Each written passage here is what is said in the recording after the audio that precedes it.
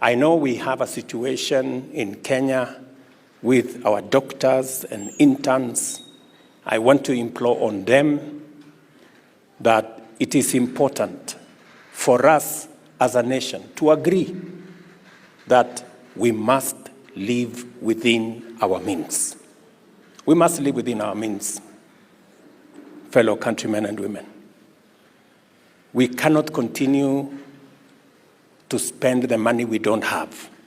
And I am telling our friends, the doctors, that we mind about them, we value the service they give to our nation, but we must live within our means. The resources we have are only sufficient to pay 70,000 shillings for intern doctors. It is not a salary, it is a stipend for only 1 year, and then they will be employed. And we want all our doctors, all our doctor interns to be taken in, and that is why we are going to spend the resources that we have to make sure all the 1,500 plus or minus doctors, all of them are absorbed at once, and we have the resources to make sure that they are absorbed at what we have offered as government, because as a nation, we must live within our means. And we are going to have a bigger conversation as Kenyans, so that when the Bible says that a responsible father leaves an inheritance for their children, we as Kenyans, we should not leave debt to our children. We should leave an inheritance to our children. And so I am very confident that as a country, we are going to make the right decisions. And I promise you that I will always speak the truth to our nation. Because in speaking the truth to our nation,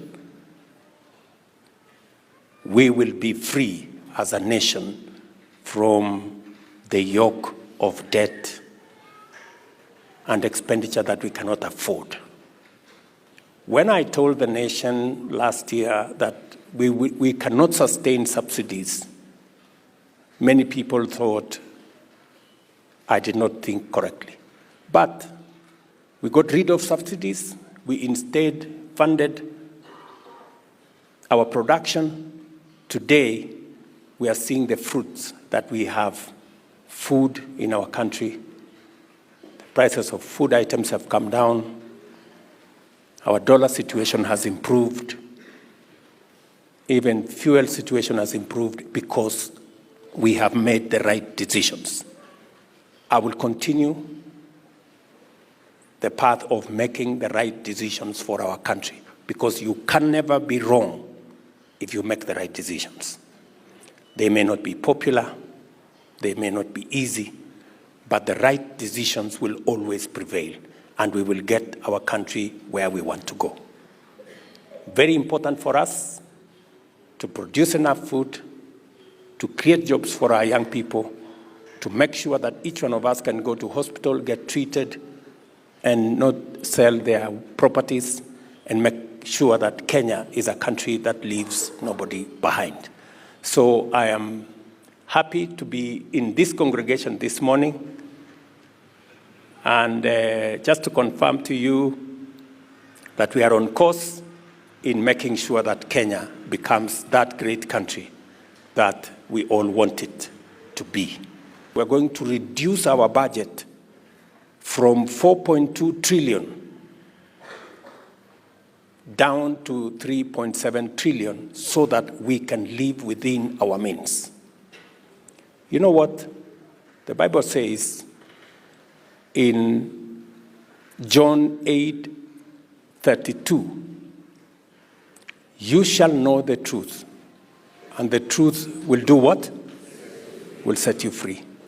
We must be honest with ourselves. We must tell each other the truth. And the truth is, we must live within our means. We cannot continue to borrow money, to pay salaries, to borrow money, to do things. We must begin to live within our means.